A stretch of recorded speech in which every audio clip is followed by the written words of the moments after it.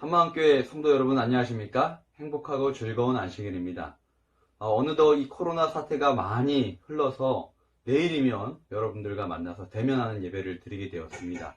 내일 오후 2시에 영화공교회 4층에서 저희들이 대면 예배가 있습니다. 오후 2시입니다.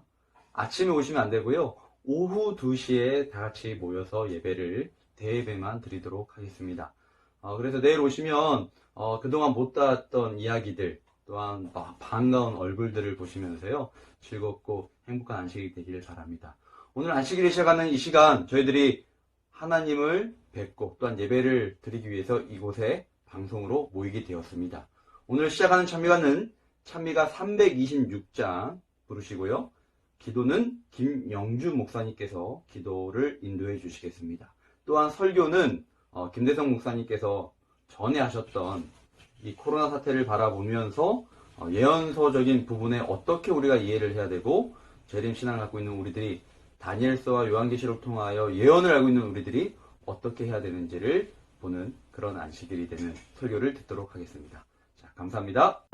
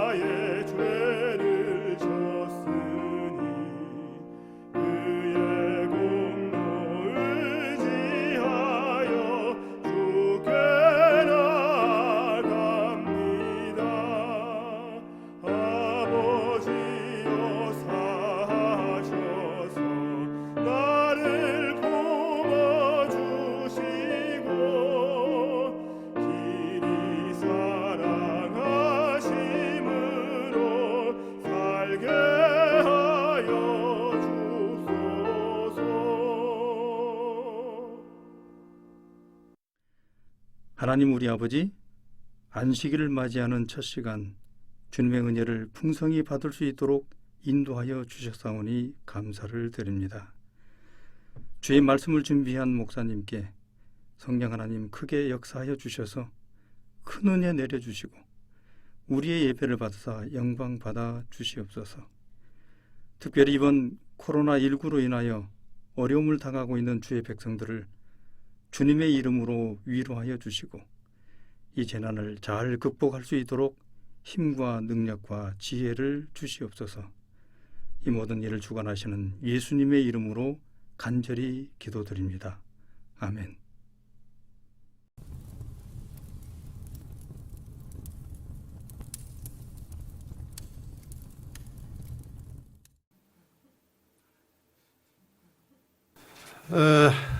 요즘 온 세상이 전염병, 우한폐렴이라고 하는 신종 무슨 코로나라고 하는 전염병 때문에 대단히 떠들썩하고 자유롭지 못합니다.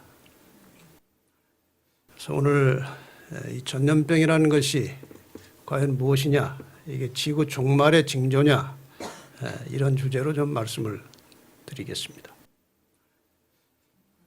먼저 아주 친숙한 이 성경절을 하나 다시 생각해 보겠습니다.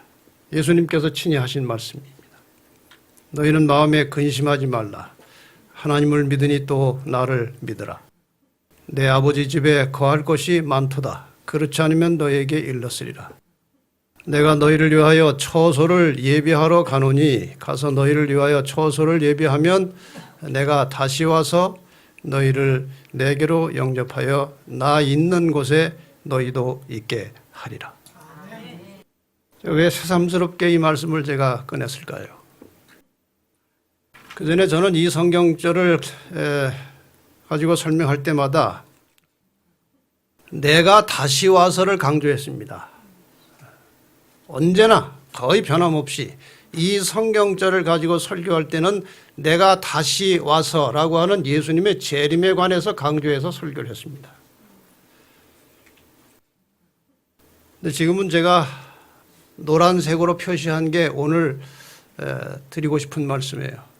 내 아버지 집, 처소, 나 있는 곳.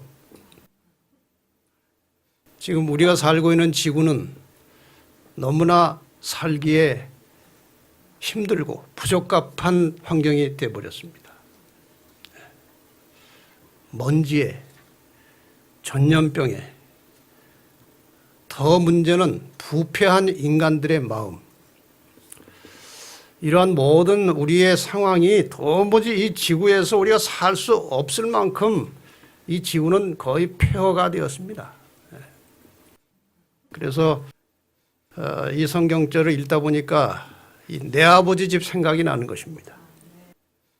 예수님 계신 곳, 그분이 오셔서 우리를 데려가셔서 같이 있겠다고 한 그곳.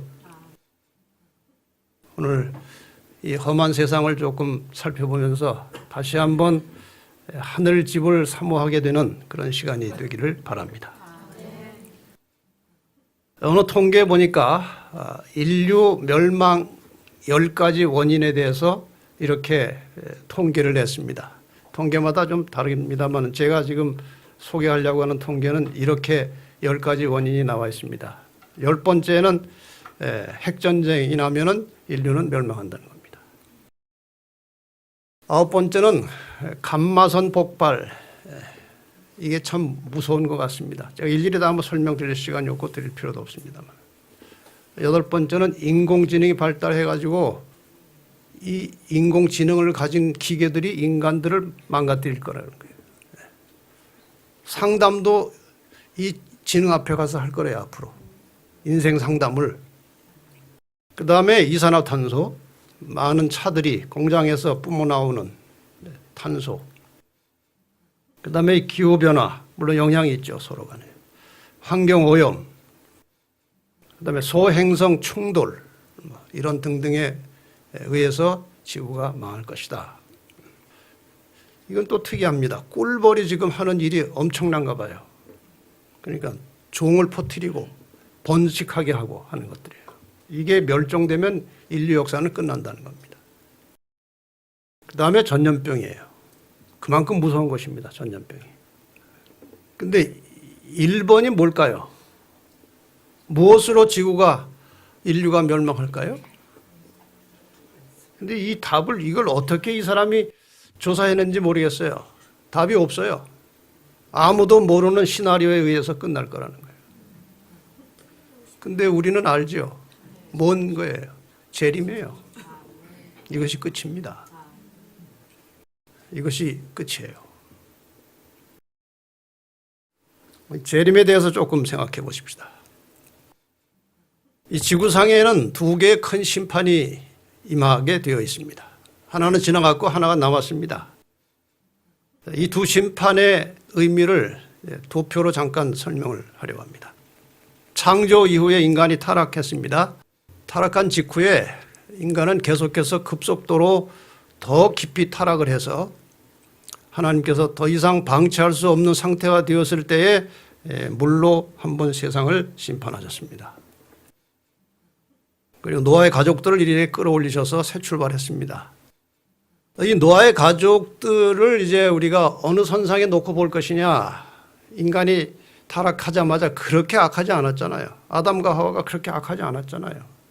아마 이제 그 수준으로 보는 것입니다.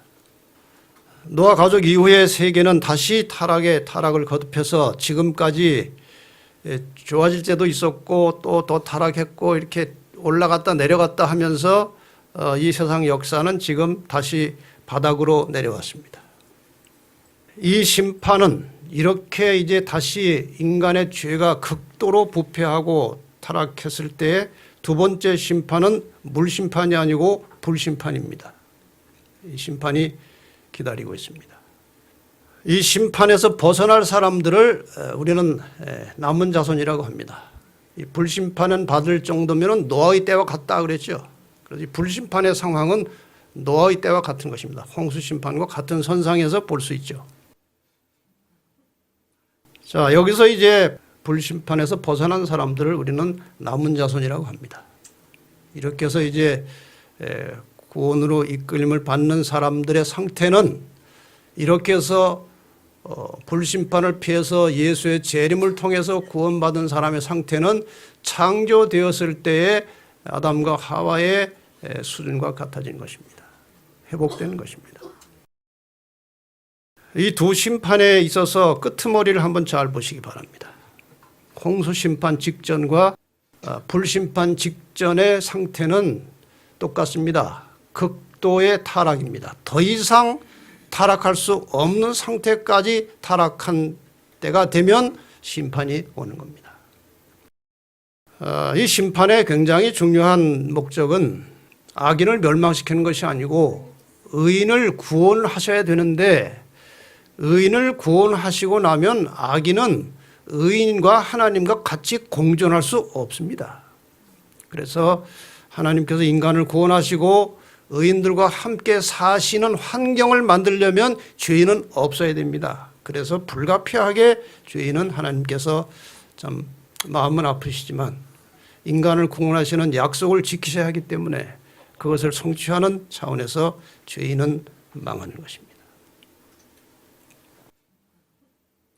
자, 이제 그 종말 홍수 심판 전에 이제 그 상태를 마태복음 24장에는 먹고 마시고 시집가고 장가가고 이거는 아주 왜곡된 먹고 마시고 시집가고 장가가는 정상적인 상태가 아닌 아주 극도로 타락된 상태를 말하는 것인데 나중에 예수님 오시기 전에 또 노아의 때와 같다고 말씀을 하셨습니다. 그 예수님께서 오시기 전에 징조들을 우리는 성경에서 종말의 징조라고 말하고 대체로 이것이 마태복음 24장에 많이 언급되어 나옵니다. 예수님께서 재림하시기 전에 어떤 일이 있을 것인가에 대해서 예수님께서 소상하게 말씀을 주셨습니다. 난리와 난리의 소문을 들을 것이다. 그런데 두려워하지 말아라. 아직 끝이 아니다. 민족이 나라가 나라를 대적하여 일어나겠다. 전쟁이 많이 일어날 것이다. 기근과 지진이 있을 것이다. 너희가 내 이름을 위하여 모든 민족에게 미움을 받을 것이다. 이런 것들이 다 이제 예수님께서 재림하기 전에 이 세상의 상태를 예수님이 직접 설명하신 것입니다. 14절에도 이 천국 복음이 온 세상에 전파될 것이다. 내가 오기 전에. 제가 요즘에 이거를 이렇게 느낍니다. 이 유튜브라고 하는 것을 보니까요. 얼마나 전파 속도가 빠른지 몰라요. 하나님께서 이 마지막 시대에 그 진리와 복음을 전파하는 일에 이것을 사용하실 것이다. 물론 순기능과 역기능이 있습니다만은 하나님께서 이것을 통해서 전파하실 것이다. 저희가 한 달 전에 저희 채널 7에 여기 와서 간증하고 가신 박진숙 집사님 간증을 올렸죠. 한 달밖에 안 됐어요. 아니 한 달 조금 전인데 우리가 그것을 유튜브에다가 이제 이 채널 7에 올린 것은 한 달 채 안 됐습니다. 근데 어제 보니까요 6만 명 이상이 봤어요. 그렇게 빨라요 그것이.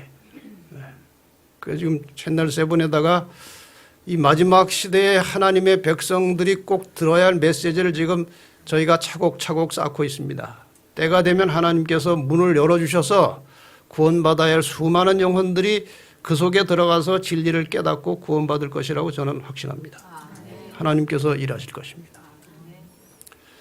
거짓 선지자들이 많이 일어날 것이다. 표적과 기사를 보일 것이다. 노아의 때와 같이 인자의 마음도 그럴 것이다. 그런데 39절에 홍수가 나서 저희를 다 멸하기까지 깨닫지 못했다고 그랬어요. 그러니까 돌이키지 않는다는 것입니다.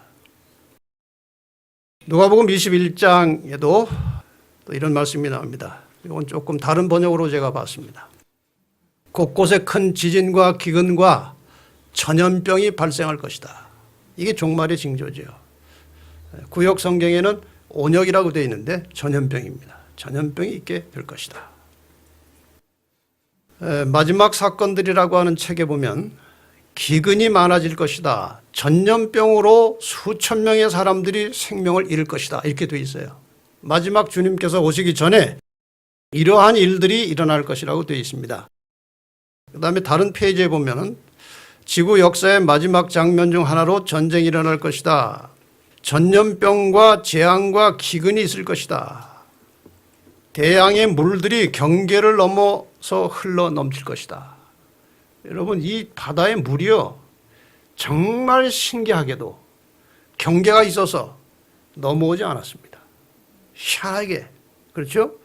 아무리 비가 많이 와도 바닷물이 경계를 넘어오지 않습니다. 근데 요즘에 아주 쉽게 경계를 넘어옵니다. 그게 해일이에요, 해일. 그냥 넘어오는 거예요.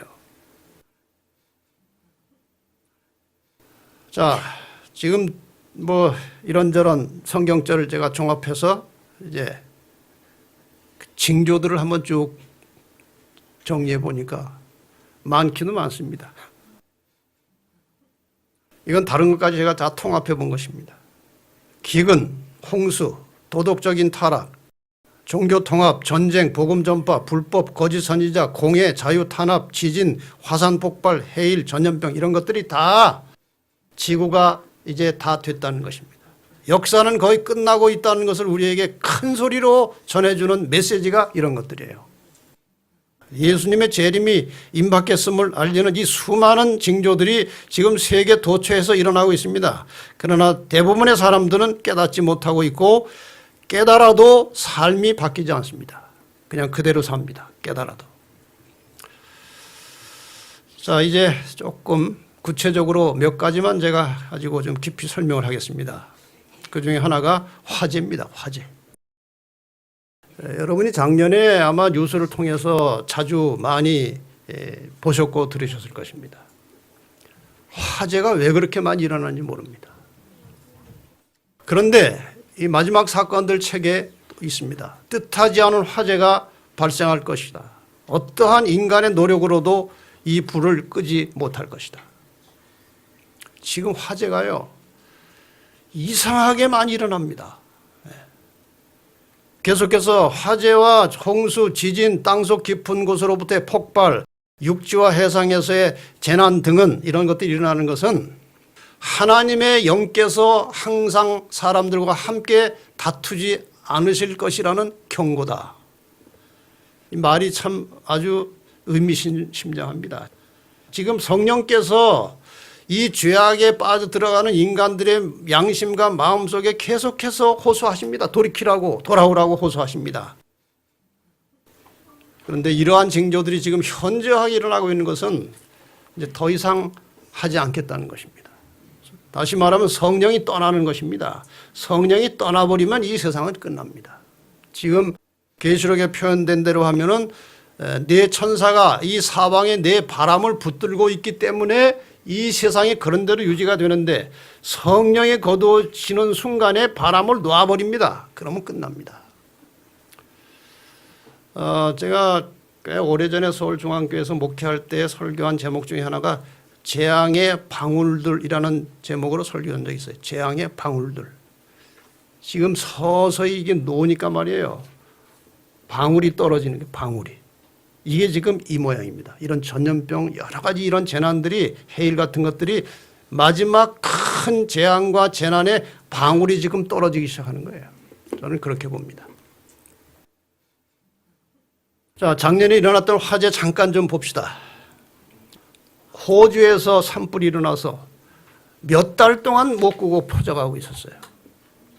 러시아의 산불 여러분 잘 못 들으셨죠? 이것도 굉장한 산불이 일어났습니다. 여러 달 동안에. 아마존의 산불, 그 밀림에 불이 붙었는데 꺼지질 않은 것입니다. 우리나라도 강원도에 산불이 나가지고 얼마나 많은 피해를 봤습니까? 이 피해가 어마어마합니다. 잠깐 구체적으로 살펴보겠습니다. 이 호주 산불은요, 작년 9월에 났는데 올 1월 달까지도 안 꺼졌어요. 꺼지질 않는 것입니다. 남동부 해안에 10만 제곱킬로미터 이상이 타들어간 거예요. 5,900채 건물이 타버렸어요. 중요한 것은 100만 마리 이상의 동물이 죽은 겁니다. 이 화재로. 러시아의 산불, 이건 그렇게 공개되지 않았어요. 잘 내놓질 않으니까 뉴스를. 7월부터 시베리아 북부에 불이 붙어가지고 300만 헥타르, 어마어마하게 넓은 땅을, 우리나라 전체 한 몇 퍼센트 될 겁니다. 수많은 산림이 잿더미가 됐어요. 아마존 산불은 8월 달에 시작이 됐습니다. 이게 다 작년에 일어난 거예요, 한꺼번에. 4만 제곱킬로미터를 태웠고 그 지역에 산불이 그렇게 많이 일어난다는 거예요. 8만 9천 번 일어났대, 작년 1년 동안에. 셀 수가 없어요. 그런 불이 여기저기 자꾸 일어나는 거예요. 강원도에서도 유례 없었던 큰 산불이 났죠. 4월 달에. 900개 이상의 건물을 태웠고 5.3평방킬로미터, 여의도 65%의 면적이 잿더미로 바뀌었습니다. 이렇게 화재가 일어나는 것이 대단히 중요한 종말의 징조 중에 하나입니다. 그 다음에 자연 환경이 파괴되는 것 너무나 뼈저리게 느끼고 있죠. 지금 우리가 어제 오늘 걸핏하면 그동안 있어온 먼지가 또 날라옵니다. 자연 환경이 망가진 거예요. 그런데 여기 호세아서에 이렇게 나와 있습니다.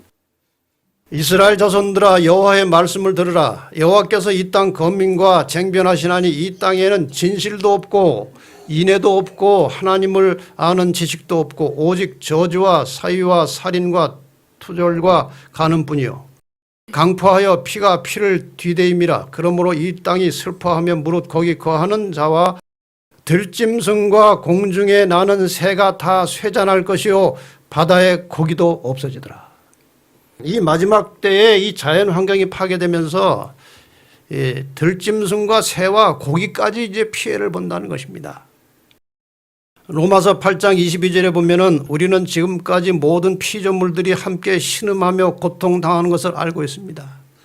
온 세상의 피조물들이 지금 신음하고 있어요. 고통하고 있어요. 이 장면을 잘 보시기 바랍니다. 우리가 기름을 뒤집어 쓰고 있어요. 바다는 쓰레기통입니다. 온갖 쓰레기가 바다를 뒤덮고 있어요. 여러 가지 쓰레기 있지만 그 중에서 제일 처치 곤란한 쓰레기가 옷이랍니다. 옷. 수많은 옷을 입고 버리고 옷을 입고 버리는데 그게 다 어디로 갑니까? 의류 쓰레기. 산림이 파괴되고 있고, 아까 성경절에서 보신 대로 하늘의 새가 쇠잔할 것이고 물고기가 쇠잔할 것이고 짐승들이 쇠잔할 것이라. 저렇게 다 죽어요. 누가 죽인 게 아니에요. 그냥 환경 때문에 저렇게 죽는 것입니다. 이게 우리가 살고 있는 지구의 현실입니다. 집으로 비유하자면 폐가입니다. 폐가. 망가졌어요. 다 망가졌어요. 저런 집에 살 맛 있습니까? 이게 지구입니다. 지구가 지금 눈물을 흘리고 고통하고 있어요. 다 죽어가고 있어요. 이것이 우리의 집인데 빨리 다른 데로 이사 가야 하지 않겠습니까? 네, 이사 가야죠. 이삿짐 싸세요. 지구를 떠나서 천국으로 가는 이삿짐은 싸는 게 아니라 버리는 겁니다. 내가 가진 것 다 버리시기 바랍니다. 가장 신속하게 빨리 버려야 할 것은 자아입니다. 자아. 내가 깨어지고 나를 버려야 그곳으로 갑니다. 도덕적 양심이 부패할 대로 부패했습니다. 로마서 1장에 보면 제가 이 말씀을 준비하면서 좀 새롭게 이 귀절들을 보게 됐습니다. 로마서 1장에 보면 23절과 24절에 썩어지지 아니하는 하나님의 영광을 썩어질 사람과 금수와 버러지 형상의 우상으로 바꾸느니라. 하나님의 형상대로 창조함을 받은 인간들이 하나님의 말씀과 그 고상한 품성을 따라가지 않고 짐승처럼 산다는 거예요. 짐승처럼. 그러므로 너희가 그렇게 살기 때문에 하나님께서 저희를 마음의 정욕대로 더러움에 내어버려 두사 저희 몸을 서로 욕되게 하셨으니. 더러움에 어떻게 했다고 그랬어요? 내어버려 두사. 이 말씀을 잘 보세요.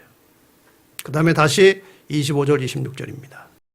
하나님의 진리를 거짓으로 바꾸어 피조물을 조물주보다 더 경배하고 섬김이라.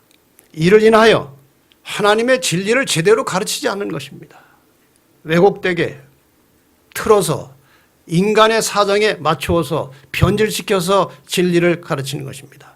그래서 피조물을 조물주보다 하나님의 말씀보다 사람의 말을 더 중요하게 생각합니다. 성경을 갖다 대고 성경이 이렇게 기록되어 있습니다. 우리 목사님이 안 그러시던데요? 목사님의 말이 중요합니까? 성경이 중요합니까? 성경대로 가야 돼요. 피조물을 믿으면 안 되는 것입니다. 창조주를 믿어야 돼요.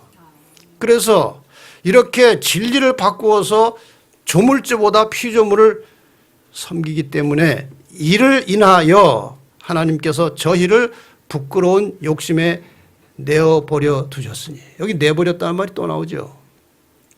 28절. 또한 저희가 마음에 하나님 두기를 싫어하매. 그래서 오늘날 많은 사람들이 이제 하나님 안 믿습니다. 요즘 하나님 새롭게 믿는 사람들은요 아주 희귀합니다. 거의 없어요. 책임이 누구에게 있습니까? 기독교인들한테 있습니다. 먼저 믿은 사람들이 예수 믿는 사람 같지가 않고 오히려 더 나빠 보이니까 하나님 안 믿어요. 마음에 하나님 두기를 싫어합니다. 그래서 하나님께서 저희를 그 상실한 마음대로 내어버려 두사 합당치 못한 일을 하게 하셨다. 제가 로마서 1장을 많이 읽었습니다. 그런데 여기 제가 보니까 3번이나 하나님께서 인간들을 내어버려 두사, 그냥 내팽겨쳤다는 말이에요. 쉽게 말하면. 왜 그랬습니까?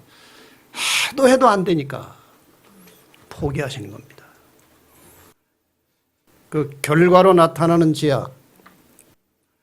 지금 제가 여기 열거하는 죄악은요, 이렇게 내어버려 두신 결과로 나타나는 죄의 목록이 로마서 1장에 다 나옵니다. 지금 제가 여기 쭉 목록을 드릴 텐데 이건 다 로마서 1장에 나오는 죄 목록이에요. 이렇게 하나님께서 내버려 두시니까 어떤 일들이 벌어져요? 동성애, 불의, 추악, 탐욕, 악의, 시기, 살인, 분쟁, 사기, 악독, 비방, 능욕, 교만, 자랑, 부모 거역, 수군수군. 이런 죄들이 나오는 거예요. 여기 파란색 바탕으로 제가 조금 구별해 놓은 것은 무슨 뜻인지 혹시 아십니까? 검은색에 있는 죄는 우리가 잘 안 하는 것들입니다. 안 한다고 생각하는 것들입니다. 그런데 저 파란색 바탕의 죄는요, 오늘 여러분이나 저의 생활 속에서 시시로 일어나는 것들이에요. 저렇게 될 수 있는 것들입니다. 수군수군 하지 마세요, 뒤에서. 그 성령을 거스리는 죄입니다. 좋은 말 하고 사세요, 좋은 말. 네. 나쁜 말 수군수군 하는 것은 그건 성령을 거스리는 거예요. 자, 저것은 양면으로 생각할 수 있어요. 하나님께서 내어버려 두신 결과로 저런 죄가 생겨날 수도 있는 것이고, 저런 죄를 반복해서 계속 지으면 하나님께서 내어버리신다는 겁니다. 포기하신다는 것입니다. 고침을 받으라는 것입니다. 네. 이런 세상을, 이렇게 죄악에 가득 찬 세상을 하나님께서 계속 그냥 두시겠습니까? 하나님의 백성들을 바로 이러한 상태에서 구원하시기 위해서 주님이 다시 오시는 것입니다. 그리고 꼭 오셔야만 합니다. 안 오시면 안 됩니다. 아주 오래전에 이런 말이 한참 떠들었습니다. 지구야 멈춰라, 내리고 싶다. 지금 바로 그런 세상입니다. 내려서 빨리 하늘로 가야 됩니다. 이런 세상이에요. 이런 상태를 하나님께서 계속 방치하지 않으신다는 하나의 증거로 주신 것이 바로 소돔의 멸망이에요. 하나님께서 그냥 계속 방치하지 않으신다. 이런 죄를, 이런 죄구덩이를 그냥 내버려두지 않으실 것이다. 불로 장차 있을 불심판의 견본을 보여주신 것입니다. 소돔 고모라는 불심판으로 망했습니다. 대충 아시겠죠? 저기 앞에 뛰어오고 있는 것은 롯의 두 딸이고 저 뒤에 허옇게 서 있는 건 뭡니까? 롯의 아내입니다. 미련을 버리지 못하고 재물에 아까워서 뒤돌아보다가 소금기둥이 되는 것이죠. 유다서 1장 7절은 이렇게 말합니다. 소돔 고모라와 그 이웃 도시들도 저희와 같은 모양으로 간음을 행하며 다른 색을 따라가다가 영원한 불의 형벌을 받음으로 거울이 되었느니라. 소돔 고모라가 멸망당한 아주 핵심적인 원인이 무엇인가? 다른 많은 죄가 있었지만 특별히 동성애입니다. 여기서는 그냥 점잖은 말로 다른 색이라고 되어 있습니다. 간음과 다른 색, 이것은 도덕적으로 심히 부패하고 타락한 동성연애 천지가 된 겁니다. 소돔 고모라가. 그래서 망했어요. 오늘날 세상이 어떻습니까? 소돔보다 더 악합니다. 소돔 시대에는 동성애 연애만 있었습니다. 요즘 시대는 동성애 결혼까지 있습니다. 누가 더 나빠요? 지금 이 세상이 훨씬 악합니다. 저건 하나님의 창조의 섭리에 정면으로 대드는 겁니다. 하나님은 남자와 여자를 창조하셨어요. 그런데 하나님께 정면으로 대들어서 남자끼리 여자끼리 결혼하고 있는 세상이 되었으니 심판이 불가피한 것입니다. 심판이 와야 되는 것입니다. 요즘 차별금지법이 자꾸 퍼져가고 있습니다. 여러분, 차별금지법의 핵심이 뭔지 아십니까? 성차별 금지하자는 거예요. 남녀 따지지 말자는 것입니다. 또 하나는 종교차별 금지예요. 이 두 가지가 핵심이에요. 다른 교회 틀렸다고 말하지 말라는 겁니다. 기독교가 불교 비판하지 말고 기독교 안에서 뭐 천주교 뭐라고 그러지 말라는 거예요. 이게 법으로 정해지면요, 전도회 하면서 다니엘 7장 하면 잡혀갑니다. 왜? 거기 천주교를 그대로 얘기해야 되니까요. 제가 이런 생각을 했습니다. 롯이 사실 그렇게 의인은 아니었습니다. 사람은 착했지만. 아브라함 덕분에 하나님이 봐주셨습니다. 우리도 결국 예수님의 은혜로 구원을 받는 것입니다. 은혜로 구원받는 거예요. 네.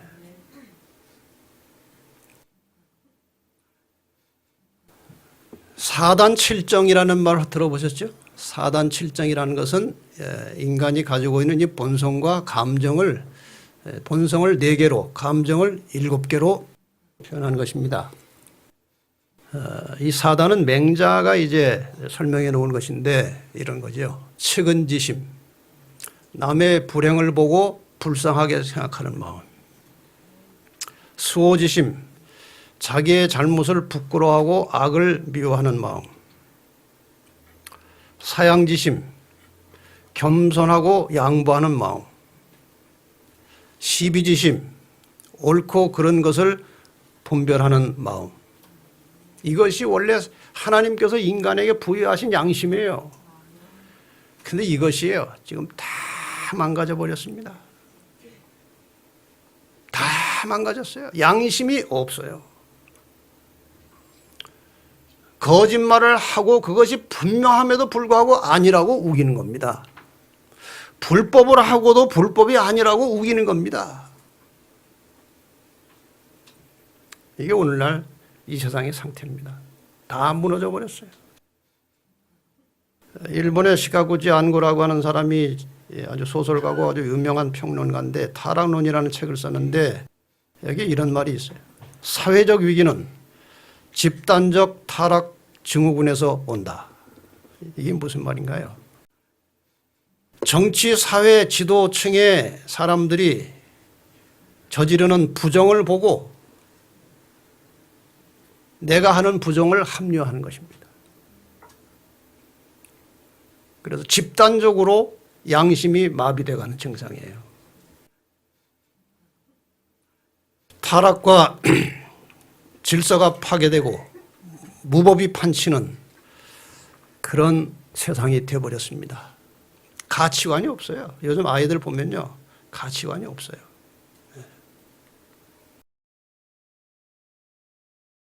자, 이제 끝으로 이 전염병에 대해서 좀 생각해 보겠습니다. 전염병. 누가복음 21장 11절 말씀 다시 한번 보겠습니다. 곳곳에 큰 지진과 기근과 전염병이 발생할 것이다. 그리고 무서운 일과 하늘의 큰 징조들이 나타날 것이다. 말세에 전염병이 있을 것이다. 그런데 이 각시대 대쟁투에 보면은 이런 말이 나옵니다. 그는, 여기 사탄입니다. 그는, 앞에 나온 문장에 보면 사탄이에요. 치명적 병독을 공중에 뿌림으로 수많은 사람들이 질병으로 죽게 한다. 이게 전염병에 누가 지금 개입하는 것입니까? 사탄이 개입하는 거예요. 이러한 일은 점점 더 빈번하고 비참해져 간다. 멸망이 사람과 짐승에게 똑같이 엄습한다. 땅이 슬퍼하고 쇠잔하며 세상 백성 중에 높은 자가 쇠약하며 땅이 또한 그 거민 아래서 더럽게 되었으니 이는 그들이 율법을 범하며 율례를 어기며 영원한 언약을 파하였음이니라. 대책이 없습니다. 하나님께서는 이 죄악 때문에 세상을 거의 포기하시는 상태고 사탄은 병독을 공중에 뿌려서 전염병을 퍼뜨려가고 있다는 말이죠. 사람들은 영적 눈이 멀어 놀라운 문명의 발전을 자랑하고 있으나 하늘 거민들은 이 지구가 부패와 강포로 가득 차 있는 것을 본다. 죄로 인해서 세상의 환경은 전염병 수용소가 되었다. 전염병 수용소가 되었다. 여기 전염병의 위협, 두려워할 만한 일인가라고 하는 책이 있습니다. 이 책에 전염병에 관한 여러분이 알지 못하는 방대한 내용이 나와요. 간단하게 좀 소개하겠습니다. 한 해가 멀다 하고 전염병에 관한 뉴스가 기사거리로 등장한다. 그럴 때마다 전염병이 어떻게 확산되고 있는지 지구촌의 관심이 온통 여기에 집중된다. 지금 그렇죠? 지금. 하지만 언제나 그렇듯 전염병 유행이 수그러들면 전염병에 대한 사람들의 관심도 자연스레 수그러진다. 어떤 전염병이 언제 어떻게 출현할지, 사람에게 얼마나 치명적일지 어느 누구도 정확히 예측할 수 없다. 그저 전염병이 돌면 잠깐 조심하고 뭐 이렇게 떠들썩하다가 그것이 없어지면 전염병에 대해서 무관심해지는 거예요. 이것이 현실 아닙니까?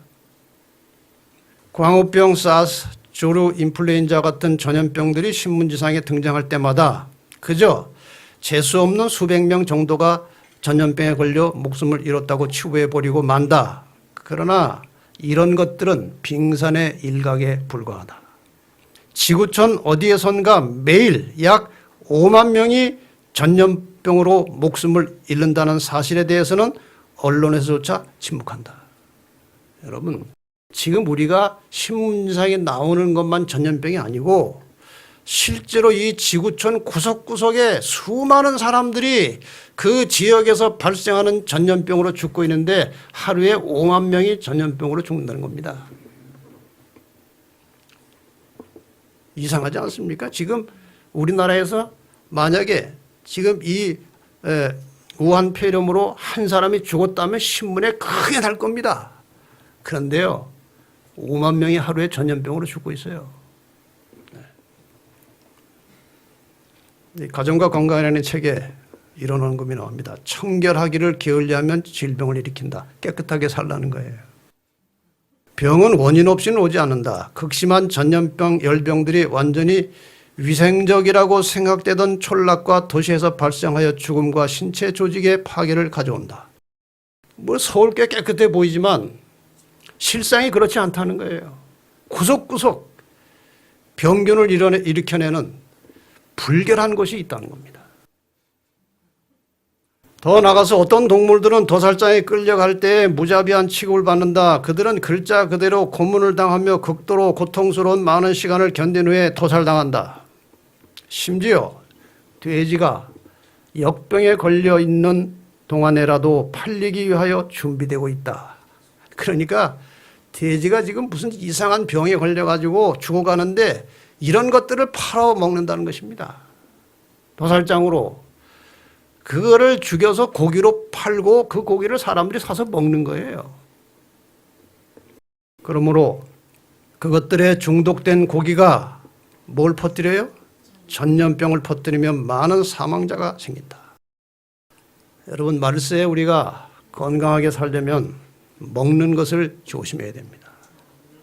하나님께서 구별하신 정결하고 깨끗한 음식을 먹고 사는 것은 대단히 중요한 신앙입니다. 그건 생활을 넘어서 신앙이에요. 하나님 말씀의 원칙을 따라야 하니까요. 하나님께서 인간을 창조하셨기 때문에 무엇을 먹어야 될지 무엇을 먹지 말아야 될지 하나님께서 다 하십니다. 특히 마지막 시대에는 많은 동물들이 오염되어 있고 병들어 있어요. 그러므로 먹지 않는 것이 가장 안전한 것입니다. 이번에 그 우한 폐렴에 시작할 무렵에 소문난 것 중에 하나가 뭘 먹었다는 겁니까? 박쥐. 박쥐를. 여러분, 중국에서 왜 전염병이 많이 나오는지 아십니까? 그 사람들은 요리를 아무거나 가지고 요리를 해요. 제가 여기 뭐 조금 보기가 그래서 안 가져 나왔으면 쥐 새끼 생쥐를 산채로 이렇게 해가지고 약간 데쳐서 또 찍어 먹고 그래요. 정말 이상한데요. 그러니까 병들이 생기는 거예요. 이 책에 나온 몇 가지 사실을 다시 한번 종합해서 드리겠습니다. 현재 65억 명의 인구 중에 한 해 사망자 수는 약 5,800만 명인데 그중 1,100만 명이 5살 미만의 어린이들이다. 이들은 대부분 몇 가지 안 되는 전염병으로 죽는다. 119페이지에 매년 400만 명 이상이 급성호흡기 질환으로 사망한다. 매년 1,700만 명이 백일해에 걸리고 있고 그중 30만 명이 목숨을 잃는다. 해마다. 125페이지 매년 세계적으로 1억 6천만 명이 이질에 걸린다. 이들 중 약 100만 명은 설사, 탈수, 탈진으로 사망한다. 217페이지 21세기 초 들어서 2002년인가에 나온 사스는 약 800명의 목숨을 앗아갔고 전 세계 경제의 상당 부분을 단숨에 마비시켰다. 사스가 나오면서 경제가 마비가 됐어요. 한동안. 사스 발생으로 아시아에서만 최소한 250달러의 비용이 들었으며 국제 관광산업은 60억 달러의 손실을 입었다. 여러분, 전염병이 전염병으로 끝나는 것이 아니고 경제에 치명적인 영향을 미치는 것입니다. 이번 우한 폐렴 영향이 있어요? 없어요? 대단합니다. 백화점 최악입니다. 사람들이 사러 오질 않아요. 그리고 사람들이 모이질 않아요. 근데 안식일에 사람들 많이 모인 거 보면 여러분 대단한 분들이에요. 웬 믿음이 이렇게 좋으십니까? 사람들 모이지 않아요. 영국의 싱크탱크에서 우한 폐렴으로 세계 경제가 얼마나 손실을 볼 것인가 430조 원의 손실을 전망했습니다. 사스 여파의 6배랍니다. 여러분, 앞으로 세계 경제가 어떻게 될 것입니까? 좋아지겠습니까? 안 좋아지겠습니까? 낙관론자들은 자꾸 좋은 이유를 만들어서 설명하겠지만요, 그럴 리가 없어요. 그럴 리가 없습니다. 일단 전염병이 계속 생겨나 보세요. 좋아질 리가 없죠. 자, 앞으로 이 세계 경제에 대해서 제가 잠깐 빗나간 얘기를 하겠습니다만은 지금 본론에서 약간 빗나갔지만 관련이 있습니다. 이게 어떤 영향을 미칠 것인가. 계시록 13장 16절에 보면요, 저는 이 전에 쭉 설명을 보면은 이 마지막 때에 되살아난 교황의 권세를 말합니다. 저가 많은 사람들에게 표를 받게 한 다음에 이 표 안 받으면 뭘 못하게 해요? 매매를 못하게 하니 이건 상업이에요. 거래입니다. 거래. 경제예요. 자, 앞으로는 이 세계 경제를 누가 좌우할 것이냐? 교황권입니다. 예언은 분명히 말합니다. 제가 경제 전문가도 아니고 미래학자도 아니지만 예언의 근거에서 확실하게 드린 말씀은 이것입니다. 향후 세계 미래 경제는 정확하게는 예측할 수 없지만 성경의 예언상으로 보면 경제는 악화될 것이 예상되고 그 악화된 경제 상황을 반전시킬 수 있다는 주인공으로 교황권이 드러날 것입니다. 그러니 내 말 들으라는 것입니다. 내가 이거 살려낼 테니까 내 말 듣겠느냐. 이런 조건으로 이제 드러날 겁니다. 여러분, 바티칸은 어마어마한 부자입니다. 여기 한 책에 보면 바티칸의 순금 저장량은 UN 월드 매거진에서 측정한 것에 따르면 수백만 달러 이른다. 그러나 이것은 바티칸의 재산의 일부에 지나지 않는다. 미국에 있는 자산만 해도 미국 5대 기업의 자산을 합친 것보다 더 많다. 가톨릭의 재산이요, 미국 5대 기업을 합친 것보다 더 많다. 미국에 있는 것만 가지고도. 거기에 모든 부동산과 자산, 주식, 해외에 있는 채권 등을 더한다면 가톨릭 교회의 부는 너무나도 엄청나서 도저히 평가할 수조차 없다.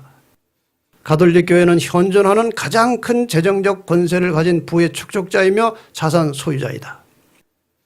바티칸은 지상의 그 어떤 단일 단체나 주식회사, 은행, 거대 기업, 정부나 주보다 더 많은 물질적 부유를 소유하고 있다.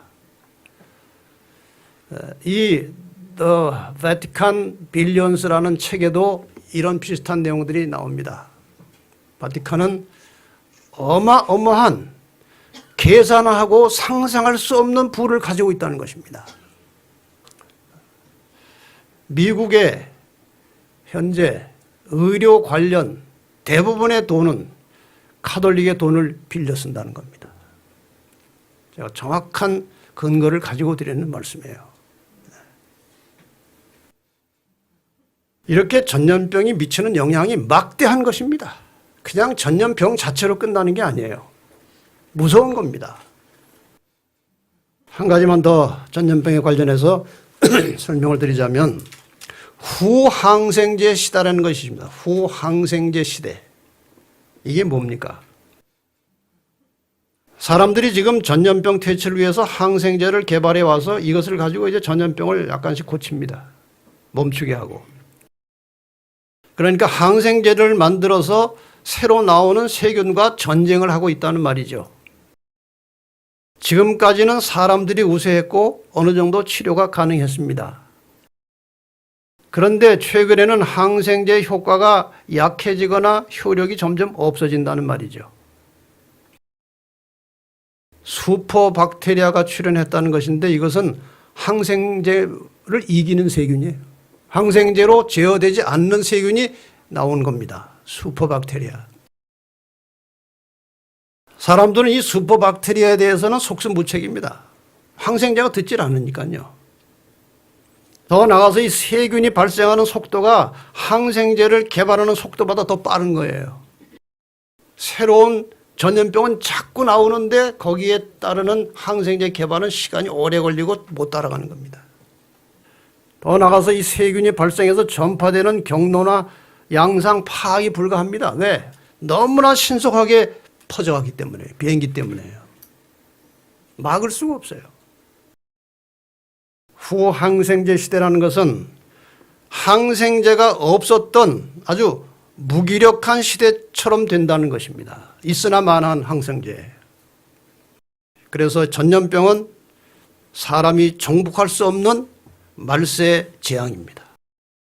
정복할 수 없어요. 자, 저 그림이 지금 지구의 상태입니다. 만신창이가 됐습니다. 공해로, 산림 파괴로, 온갖 쓰레기로 지구는 만신창이가 됐어요. 이 다 망가진 지구에 뭐까지 겹쳤어요? 전염병까지 겹쳐 들어왔어요. 이것이 오늘 우리의 현실입니다. 자, 이러한 세상에서 오늘날 세계를 지배하는 구조가 어떻게 되는지 이걸 좀 살펴보고 마치겠습니다.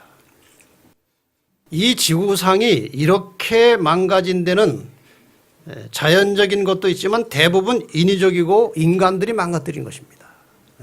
사람이 한 것이에요. 어떤 경우에는 사람들이 의도적으로 지구를 망가뜨리고 있습니다. 세균도 만들어냅니다. 세균도 만들어요, 사람이. 그래서 어디 가서 실험도 해보고, 에이즈도 사람들이 만들어서 퍼뜨렸다는 설이 뭐 화다하죠. 인간적으로 생각하면 피할 것이 없어요. 유일한 길은 하나님과 직통으로 연결하는 것입니다. 이것이 길이에요. 예수 그리스도의 십자가를 통해서 우리는 하나님과 직통으로 연결되는 것입니다. 그리고 예수님을 통해서 하나님께서는 우리에게 무언가를 내려주시는 것입니다. 이것이 피할 길이에요. 다른 어떤 것도 피할 길이 없는 것입니다. 하나님의 말씀이 보증하고 약속하십니다. 하나님이 우리의 피난처이십니다. 시편 46편 1절에 하나님은 우리의 피난처시요 힘이시니 환난 중에 만날 큰 도움이시라. 그분이 우리의 피난처세요. 그분만이 우리의 도움이십니다. 그래서 두려워할 것이 아무것도 없습니다. 이사야 41장 10절에 두려워 말라 내가 너와 함께 함이니라. 놀라지 말라 나는 내 하나님이 됨이니라. 내가 너를 굳세게 하리라. 참으로 너를 도와주리라. 참으로 나의 의로운 오른손으로 너를 붙들리라. 믿으십니까? 겁날 것이 없습니다.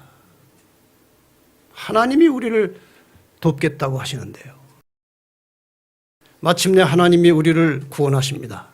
에레미야 1장 8절에 너는 그들을 인하여 두려워 말라. 내가 너와 함께하여 너를 구원하리라. 나 여호와의 말이니라. 여러분, 아무리 세상이 혼란스럽고 전염병이 세계를 휩쓸어 가더라도 두려워하지 마시기를 바랍니다. 애굽에 재앙이 내릴 때에 이스라엘 집에는 재앙이 미치지 않았습니다. 심지어는 흑암 재앙이 내릴 때에도 이스라엘 집에는 광명이 있었다고 그랬습니다. 하나님께서 우리를 지키시고 구원하실 것입니다. 그냥 우리는 돌아갈 집을 잘 생각하고 사시면 됩니다. 내 아버지 집이 있어요. 얼마나 희망적입니까? 이런 정말 썩을 대로 썩고 망가질 대로 망가지고 부패할 대로 부패한 이 세상을 떠나서 갈 집이 있는 거예요. 아버지의 집이 있는 것입니다. 희망을 가지시고 하루하루 순간순간 아버지를 의지하며 사시기를 바랍니다. 조만간 그분이 우리를 집으로 데려가실 것입니다. 은혜로 저희를 구원하시고 다시 돌아갈 수 있는 본향을 준비해 주신 하나님 은혜를 감사합니다. 속히 본향으로 가기를 원합니다. 이 지구는 더 이상 사람이 살 수 없는 곳이 되어버렸습니다. 주님 속히 오셔서 구원받을 자를 구원하시고 우리를 본향으로 인도해 주시옵소서. 더 많은 사람들이 이 때를 분별하고 근신하고 깨어서 주의 오심을 기다리며 준비할 수 있도록 복음의 능력을 더하여 주시옵소서. 그리고 우리 모두가 다 이 복음을 신속히 전해서 죽어가는 사람들을 우리의 본향으로 함께 갈 수 있도록 우리도 변화되게 하여 주시옵소서. 이제 이러한 마음의 결심을 가지고 성전을 떠나가는 사랑하는 주님의 모든 진리의 불교의 성도들에게 예수 그리스도의 은혜와 하나님의 사랑과 성령의 감동하심이 함께하여 주시기를 축원하옵나이다.